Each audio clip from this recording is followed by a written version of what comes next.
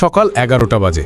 শহরের সবচেয়ে বড় ব্যাংকে একজন সাধারণ পোশাক পরা বৃদ্ধ ব্যক্তি, যার হাতে একটি পুরানো খাম ছিল, ভিতরে প্রবেশ করেন। তিনি ব্যাংকে ঢুকতেই ভিতরে উপস্থিত সব গ্রাহক এবং ব্যাংক কর্মচারীরা তাকে অদ্ভুত দৃষ্টিতে দেখতে শুরু করেন। এই বৃদ্ধ ব্যক্তির নাম ছিল রামপ্রসাদজি। রামপ্রসাদজির এক হাতে লাঠি ছিল এবং অন্য হাতে সেই পুরানো খাম। তিনি ধীরে ধীরে গ্রাহকদের জন্য তৈরি কাউন্টারের দিকে এগিয়ে যান। এই কাউন্টারে একজন মহিলা কর্মচারী বসেছিলেন, যার নাম ছিল কবিতা। ব্যাংকের ভিতরে উপস্থিত প্রত্যেকের দৃষ্টি রামপ্রসাদজির ওপর স্থির ছিল। ধীরে ধীরে রামপ্রসাদজি কবিতার কাছে পৌঁছান এবং খুব বিনয়ের সাথে বলেন, দেখো মা, আমার অ্যাকাউন্টে কিছু গোলমাল হয়েছে, এটা ঠিকমতো চলছে না। এই বলে রামপ্রসাদজি খামটি কবিতার দিকে এগিয়ে দেন। কিন্তু কবিতা রামপ্রসাদজির পোশাক দেখে তাকে মূল্যায়ন করে বলেন, বাবা, আপনি ভুল ব্যাংকে চলে এসেছেন না তো? আমার মনে হয় না আপনার অ্যাকাউন্ট এই ব্যাংকে আছে। তখন রামপ্রসাদজি শান্তভাবে বলেন, মা, তুমি একবার দেখে নাও, হয়তো আমার অ্যাকাউন্ট এই ব্যাংকেই আছে। কবিতা খামটি নিয়ে বলেন, বাবা, এটা দেখতে একটু সময় লাগবে, আপনাকে কিছুক্ষণ অপেক্ষা করতে হবে। এই বলে কবিতা এবং ব্যাংকে উপস্থিত অন্যান্য লোকজন তাদের কাজে ব্যস্ত হয়ে পড়েন। রামপ্রসাদজি সেখানে দাঁড়িয়ে অপেক্ষা করতে থাকেন। কিছুক্ষণ অপেক্ষার পর তিনি আবার বলেন, মা, তুমি যদি একটু ব্যস্ত থাকো তাহলে ম্যানেজারকে ফোন করে দাও, আসলে আমার তার সাথেও কিছু কাজ আছে, আমি তার সাথে কথা বলিনি।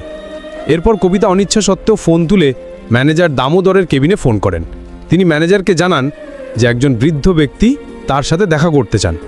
ম্যানেজার দামোদর দূর থেকে রামপ্রসাদজিকে দেখেন।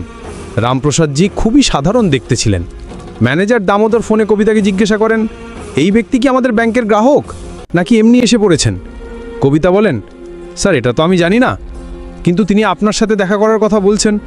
তখন ম্যানেজার দামোদর বলেন, এই ধরনের লোকদের জন্য আমার কাছে সময় নেই, তুমি এদের বসিয়ে দাও, কিছুক্ষণ বসে দেখে চলে যাবেন। ম্যানেজার দামোদরের নির্দেশ অনুসারে কবিতা রামপ্রসাদজিকে ওয়েটিং এরিয়ায় বসিয়ে দেন। তিনি বলেন, বাবা, আপনি ওখানে বসুন, কিছুক্ষণ পর ম্যানেজার সাহেব ফ্রি হবেন, তারপর আপনার সাথে দেখা করবেন। রামপ্রসাদজি সেখান থেকে হেঁটে ওয়েটিং এরিয়ার দিকে যান এবং কোণে রাখা একটি চেয়ারে বসে পড়েন। সবাই তখনও রামপ্রসাদজির দিকে তাকিয়েছিল, কারণ যারা এই ব্যাংকে গ্রাহক হিসেবে আসতেন তারা সবাই স্যুট বুট পরা ছিলেন, কিন্তু রামপ্রসাদজি সাধারণ পোশাক পরেছিলেন। দেখেই মনে হচ্ছিল না যে তার এই ব্যাংকে অ্যাকাউন্ট থাকতে পারে, কারণ এই ব্যাংকে ধনী লোকদের অ্যাকাউন্ট থাকত। এই কারণে রামপ্রসাদজি সবার আকর্ষণের কেন্দ্রবিন্দু হয়ে ওঠেন এবং সবাই তাকে ঘুরে ঘুরে দেখছিল এবং তার সম্পর্কে নানা ধরনের কথা বলছিল। এই কথাগুলো রামপ্রসাদজির কানেও পৌঁছায়, কিন্তু তিনি এসব উপেক্ষা করে নিজের পালার জন্য অপেক্ষা করতে থাকেন। তিনি ভাবেন, কিছুক্ষণ পর ম্যানেজার আসবেন, আমি তার সাথে কথা বলে নেব। ব্যাংকের ভিতরে আরেকজন ব্যক্তি ছিলেন যিনি ছোট পদে কাজ করতেন, তার নাম ছিল মোহন। মোহন তখন বাইরে গিয়েছিলেন। তিনি ব্যাংকে ফিরে এসে দেখেন একজন বৃদ্ধ ব্যক্তি ওয়েটিং এরিয়ায় বসে আছেন, যার দিকে সবাই তাকিয়ে আছে এবং তার সম্পর্কে নানা কথা বলছে। কেউ তাকে ভিখারি বলছে, কেউ বলছে এই ব্যাংকে তার অ্যাকাউন্ট থাকার কথা নয়, সে এখানে কিভাবে এলো, এই ধরনের লোকদের কেন বসিয়ে রাখা হয়েছে, এই ধরনের কথা চলছিল। মোহন এসব কথা শুনে ফেলেন। এরপর মোহন সরাসরি রামপ্রসাদজির কাছে গিয়ে সম্মানের সাথে জিজ্ঞাসা করেন, বাবা, আপনি এখানে কেন এসেছেন, আপনার কি কাজ? মোহনের এসব খুব খারাপ লাগে। তিনি বৃদ্ধ ব্যক্তির অবস্থা দেখে একটু বিচলিত হন এবং সেই কারণে তার কাছে জিজ্ঞাসা করতে চান। রামপ্রসাদজি মোহনকে বলেন, আমার ম্যানেজারের সাথে দেখা করতে হবে, তার সাথে আমার কিছু কাজ আছে। এই কথা শুনে মোহন বলেন, ঠিক আছে বাবা, আপনি এখানে একটু অপেক্ষা করুন, আমি এক্ষুনি ম্যানেজারের সাথে কথা বলে আসছি। এরপর মোহন ম্যানেজার দামোদরের কেবিনে যান এবং বৃদ্ধ ব্যক্তির কথা বলেন। কিন্তু ম্যানেজার দামোদর ইতিমধ্যেই সে বৃদ্ধ ব্যক্তির সম্পর্কে জানতেন এবং বলতে শুরু করেন, আমি জানি, আমিই তাকে ওখানে বসিয়েছি, কিছুক্ষণ বসে থেকে চলে যাবেন। এরপর ম্যানেজার দামোদর মোহনকে অন্য কাজের কথা বলেন এবং বলেন, তুমি তোমার কাজ করো, এই বিষয়ে তোমার কোনো দরকার নেই। এখন মোহন অন্য কাজে ব্যস্ত হয়ে পড়েন এবং ধীরে ধীরে সেই বৃদ্ধ ব্যক্তি সেখানে বসে প্রায় 1 ঘন্টা কাটিয়ে দেন। 1 ঘন্টা ধৈর্য ধরে থাকার পর তিনি আর এই বিষয়টা সহ্য করতে পারেন না। তিনি উঠে দাঁড়ান এবং ম্যানেজার দামোদরের কেবিনের দিকে এগিয়ে যান। তিনি যখন ম্যানেজার দামোদরের কেবিনের দিকে যাচ্ছেন, ম্যানেজার দেখেন যে সেই বৃদ্ধ ব্যক্তি তার কাছে আসছেন। তিনি তৎক্ষণাৎ কেবিন থেকে বেরিয়ে এসে বৃদ্ধ ব্যক্তির সামনে দাঁড়ান এবং উদ্ধতভাবে জিজ্ঞাসা করেন, হ্যাঁ বাবা, বলুন আপনার কি কাজ? রামপ্রসাদজি খামটি এগিয়ে দিয়ে বলতে শুরু করেন, বাবা, এটা দেখো, আমার ব্যাংক অ্যাকাউন্টের বিবরণ এর মধ্যে আছে, আমার অ্যাকাউন্ট থেকে কোনো লেনদেন হচ্ছে না, আপনি দেখে বলুন এতে কি সমস্যা? এই কথা শুনে ম্যানেজার দামোদর কিছুক্ষণ ভেবে বলেন, বাবা, যখন কোনো ব্যাংক অ্যাকাউন্টে টাকা না থাকে তখন এমনই হয়, আমার মনে হয় আপনি আপনার অ্যাকাউন্টে টাকা জমা করাননি, তাই আপনার অ্যাকাউন্টের লেনদেন বন্ধ করে দেওয়া হয়েছে। এরপর বৃদ্ধ ব্যক্তি খুব বিনয়ের সাথে বলতে শুরু করেন, বাবা, তুমি একবার অ্যাকাউন্টটা চেক করে নাও, তারপর আমাকে কিছু বললে ভালো হবে। এভাবে তুমি কিভাবে বলতে পারো? তখন ম্যানেজার দামোদর হাসতে শুরু করেন এবং হাসতে হাসতে বলেন, বাবা, এটা বছরের অভিজ্ঞতা। আমি এই কাজ বছরের বছর ধরে করেছি। আপনার মতো লোকদের চেহারা দেখে আমি বলে দিতে পারি কে কেমন ধরনের মানুষ, কার অ্যাকাউন্টে কত টাকা জমা আছে। আপনার অ্যাকাউন্টে তো আমার কিছুই দেখা যাচ্ছে না। আমি চাই আপনি এখন এখান থেকে চলে যান। সব গ্রাহক আপনার দিকে তাকিয়ে আছেন। ব্যাংকের ভিতরে একটা আলাদা পরিবেশ তৈরি হচ্ছে। এরপর রামপ্রসাদজি সেই খামটি তার টেবিলে রেখে বলেন, ঠিক আছে বাবা, আমি চলে যাচ্ছি, কিন্তু এই খামে যা বিবরণ লেখা আছে তা একবার দেখে নিও। এই বলে রামপ্রসাদজি সেখান থেকে চলে যাওয়ার জন্য উদ্যত হন এবং যাওয়ার সময় দরজায় পৌঁছে হঠাৎ ফিরে বলেন, বাবা, এসব করার জন্য তোমাকে খুব খারাপ পরিণতি ভোগ করতে হবে। এই বলে রামপ্রসাদজি ব্যাংকের মূল দরজা দিয়ে বেরিয়ে যান এবং হেঁটে হেঁটে চলে যান।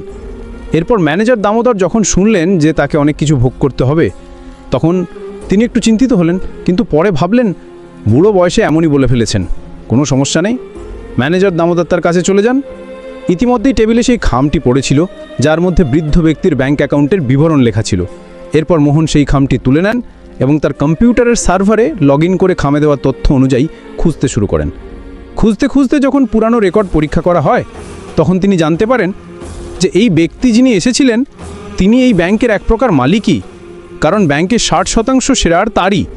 এই কথা শুনে তিনি খুবই অবাক হন এবং বিবরণটি আরও ভালোভাবে পড়তে শুরু করেন। বিবরণ পড়ে তিনি পুরোপুরি নিশ্চিত হন যে তিনিই এই ব্যাংকের মালিক। এরপর মোহন সেই রিপোর্টের একটি কপি বের করেন এবং কপি নিয়ে ম্যানেজার দামোদরের কাছে যান। ম্যানেজার দামোদর তখন তার কেবিনে একজন ধনী গ্রাহকের সাথে কথা বলছিলেন এবং তাকে নানা ধরনের স্কিম বোঝাচ্ছিলেন। এরপর মোহন কেবিনে প্রবেশ করেন। ম্যানেজার দামোদর তাকে ইশারায় জিজ্ঞাসা করেন, কেন এসেছো? এরপর মোহন ইশারায় বোঝান যে এটি সেই ব্যক্তির রিপোর্ট যাকে আপনি এভাবে চলে যেতে বলেছিলেন। আপনি এটা একবার দেখে নিলে ভালো হবে। এই বলে মোহন রিপোর্টটি ম্যানেজার সাহেবের টেবিলে রাখেন। কিন্তু তখন ম্যানেজার সাহেব তার গ্রাহকের কাছে কিছুক্ষণের জন্য ক্ষমা চেয়ে বলেন, দেখো ভাই মোহন, আমাদের কাছে এমন লোকদের জন্য সময় নেই। এরপর মোহন সম্মানের সাথে ম্যানেজার সাহেবকে বলেন, আপনি যদি এটা একবার দেখেন তাহলে খুব ভালো হবে। কিন্তু ম্যানেজার দামোদর রিপোর্টটি সামনের দিকে ঠেলে দিয়ে বলেন, আমি এটা দেখতে চাই না, এমন গ্রাহকদের প্রতি আমার কোনো আগ্রহ নেই। এই বলে তিনি রিপোর্টটি মোহনের দিকে এগিয়ে দেন এবং মোহন সেই রিপোর্ট নিয়ে তার কাজে লেগে যান। ব্যাংকের ভেতরের পরিবেশ এখন শান্ত হয়ে গিয়েছিল। সবাই তাদের কাজে ব্যস্ত হয়ে পড়েন এবং ধীরে ধীরে সন্ধে হয়ে যায়। রামপ্রসাদজি পরের দিন একই সময় আবার আসেন, যে সময় তিনি আগের দিন এসেছিলেন। কিন্তু এবার তার সাথে একজন স্যুট বুট পরা ব্যক্তি ছিলেন যার হাতে একটি ব্রিফকেস ছিল। ভিতরে ঢুকে তিনি সবার দৃষ্টি আকর্ষণ করেন। এরপর তিনি ম্যানেজার দামোদরকে তার কাছে আসার ইশারা করেন। ম্যানেজার ভয়ে ভয়ে তার কেবিন থেকে বেরিয়ে রামপ্রসাদজির সামনে দাঁড়ান। তখন রামপ্রসাদজি ম্যানেজার দামোদরকে বলেন, ম্যানেজার সাহেব, আমি কি বলিনি যে এই কাজ তোমার জন্য খুব ভারী হবে? তুমি গতকাল আমার সাথে যা করেছো তা একদম সহ্য করার মতো নয়। এখন তুমি তোমার শাস্তি ভোগ করার জন্য প্রস্তুত হও। এই কথা শুনে ম্যানেজার দামোদর একটু হতভম্ব হয়ে যান। কিন্তু তারপর তিনি ভাবেন, এরা আমাকে কি শাস্তি দিতে পারে, আমার সাথে কি করতে পারে?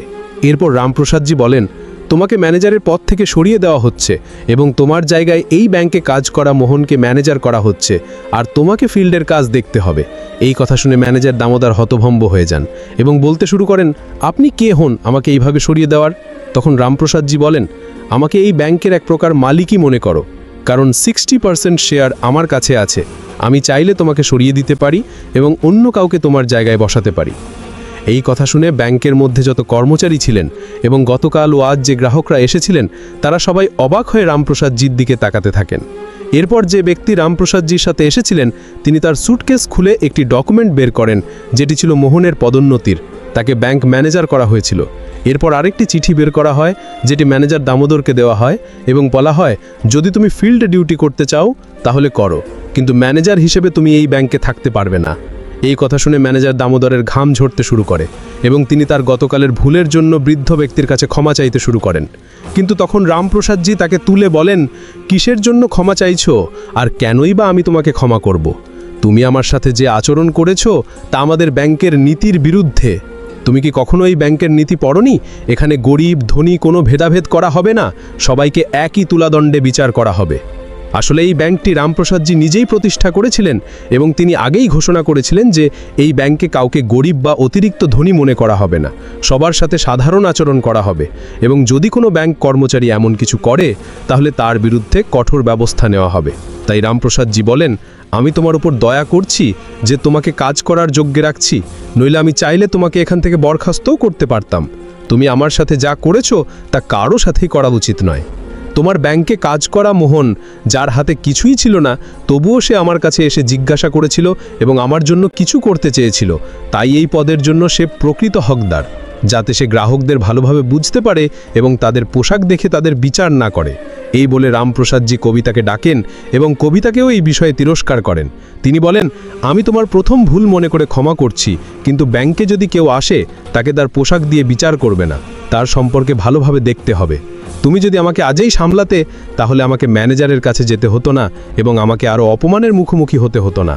এরপর কবিতা হাত জোর করে ক্ষমা চাইতে শুরু করেন এবং বলেন, বাবুজি আমাকে মাফ করুন, আমার থেকে খুব বড় ভুল হয়ে গেছে, এবার থেকে এমন কিছু দেখতে পাবেন না। এরপর রামপ্রসাদজি সেই ব্যক্তির সাথে ফিরে যান এবং সবাইকে বলে যান, মোহনের কাছ থেকে তোমাদের অনেক কিছু শেখার আছে, যতটা পারো শিখে নাও, এটা তোমাদের জন্য ভালো হবে।